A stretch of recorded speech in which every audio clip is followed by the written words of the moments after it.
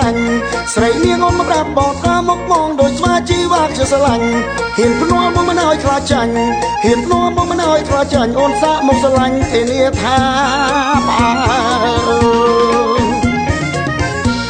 កំឡុងបងក៏នៅមាននាងឡើងសៃវៀនវាយបុកឲ្យមើលកំឡុងបងក៏នៅមាននាងឡើងសៃវៀនវាយបុកឲ្យមើលអូនថាខ្លាចគោរត់ផ្អើលអូនថាខ្លាចគោរត់ផ្អើលបើបានមកដើរបងធ្វើសង្សា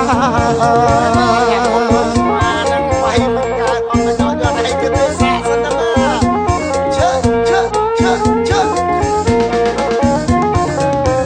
មកដូចស្វា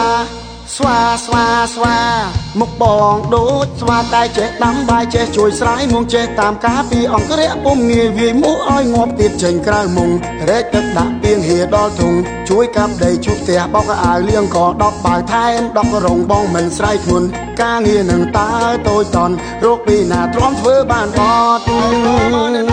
វើបានដូចបងទេណា